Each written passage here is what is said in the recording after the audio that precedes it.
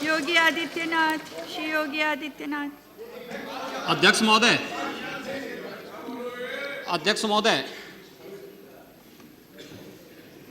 माननीय श्री मुलायम सिंह जी ने अभी जो बात यहाँ पर कही है और मुझे अच्छा लगा कि लालू जी आज उनका समर्थन कर रहे हैं। प्रधानमंत्री के लिए भले ही उन्होंने समर्थन न किया हो, लेकिन आज समर्थन कर रहे हैं, पता नहीं किस बात के लिए। लेकिन मैं आपके माध्यम से पूरे सदन का ध्यान आकर्षित करना चाहता हूं उन मुद्दों की ओर जो आज भी सदन की मर्यादा के विरुद्ध यहां पर बातें हो रही हैं और किस प्रकार से गुमराह किया जा रहा पूरे देश को।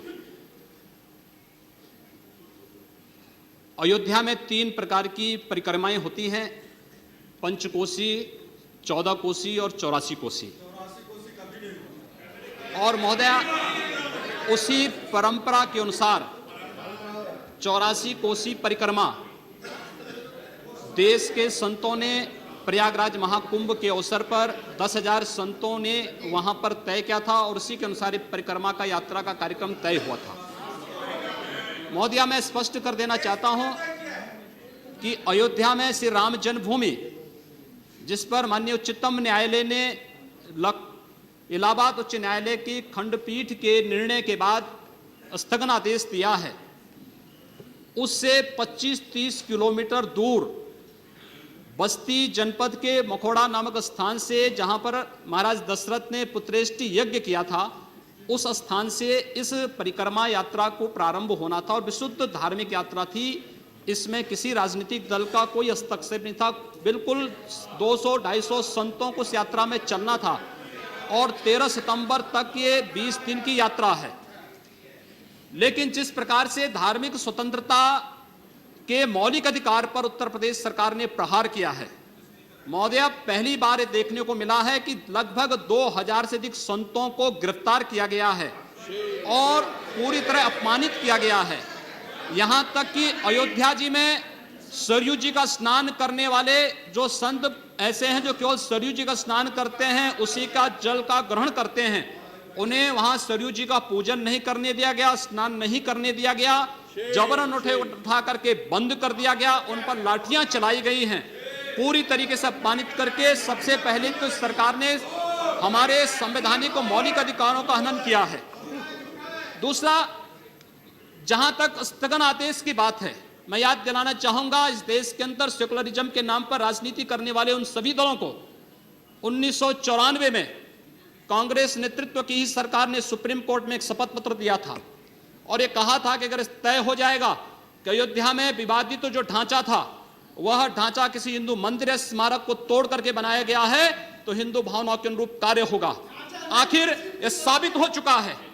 अयोध्या में 30 सितंबर 2010 को इलाहाबाद उच्च न्यायालय की लखनऊ खंड पीठ की पूर्ण पीठ ने जो फैसला दिया है, उसमें तीनों जजेस ने एक स्वर से कहा है कि विवादित भूमि ही राम जन्मभूमि है और जब विवादित भूमि राम जन्मभूमि है तो फिर उसके लिए कानून बनाने की मांग इस देश का संत समाज कर रहा है, कोई पाप नहीं कर रहा है। हम अपने हक को मांग रहे हैं और हम ही मांग कर रहे हैं कि अयोध्या में राम जन्मभूमि में भव्य मंदिर का निर्माण होना चाहिए, कानून इस सरकार को लाना चाहिए, क्योंकि सुप्रीम कोर्ट में शपथ पत्र कांग्रेस नेतृत्व की सरकार ने उस समय दाखिल किया था और उसी क्रम में हम मांग कर रहे हैं। और संतों को उनके हकों से वंचित किया जा रहा है, उनके धार्मिक यात्रा को प्रतिबंधित किया जा रहा है, उन्हें अपमानित किया जा रहा है। और किस समाजवाद की बात मुलायम सिंह जी कर रहे हैं, किस संविधान की बात कर रहे हैं? ये समाजवाद है। स्वयं राष्ट्रीय अध्यक्ष हैं, इनके 2 भाई महासचिव हैं, इनका पुत्र प्रदेश अध्यक्ष है। कौन से समाजवाद की बात करते हैं? परिवारवाद की बात करते हैं। बेवकूफ बना रहे देश को, ये केवल देश को बेवकूफ बनाने का कार्य कर रहे हैं और बेवकूफ बना करके समाजवाद के नाम पर समाज को बेवकूफ बना करके सेकुलरिज्म की धज्जियां उड़ा रहे हैं। 30 दंगे उत्तर प्रदेश के अंदर हो चुके हैं महोदय, 1 वर्ष में 30 बड़े-बड़े दंगे। हर दंगे में हिंदू प्रताड़ित हुआ है, हिंदू जेल में बंद हुआ है और यह सरकार परंपरा की बात करती है। किस परंपरा की बात इस सरकार कर रही है? कि आतंकवादियों के खिलाफ दायर मुकदमों को वापस लेना कौन सी परंपरा का हिस्सा है? ये सरकार उत्तर प्रदेश के अंदर जिस प्रकार से सरकारी जमीनों को कब्रिस्तान के नाम पर आवंटित कर रहा, कौन सी परंपरा का हिस्सा है? जिस प्रकार से वहां पर वहां के गरीबों, वहां के पिछड़ी जाति, वहां के अनुसूचित जाति के हकों पर डकैती डला करके ये सरकार जिस प्रकार से जंगल राज कायम की उत्तर प्रदेश के अंदर, आखिर वो किस परंपरा का हिस्सा है। और इसीलिए मैं आज के इस माध्यम से आपसे अनुरोध करना चाहूंगा, उत्तर प्रदेश सरकार ने उत्तर प्रदेश के अंदर हमारी धार्मिक भावनाओं का अपमान किया है, संतों को अपमानित किया है।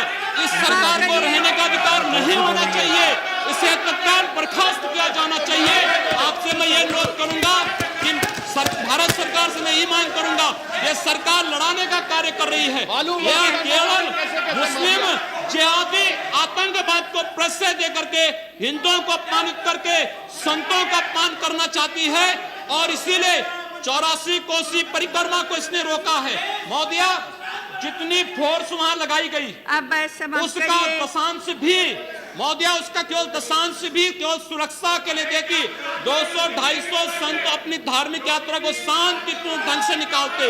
इस सरकार ने यात्रा पर रोक लगा करके उत्तर प्रदेश के अंदर 10 करोड़ लोगों को पीड़ित किया है, अपमानित किया है, उनको परेशान किया है। और यही नहीं, यह सरकार लगातार हिंदुओं को अपमानित करने का कार्य कर रही है। और इसीलिए मैं आपके माध्यम से अनुरोध करूंगा, इस सरकार को रहने का कोई अधिकार नहीं, इसे बर्खास्त किया जाना चाहिए।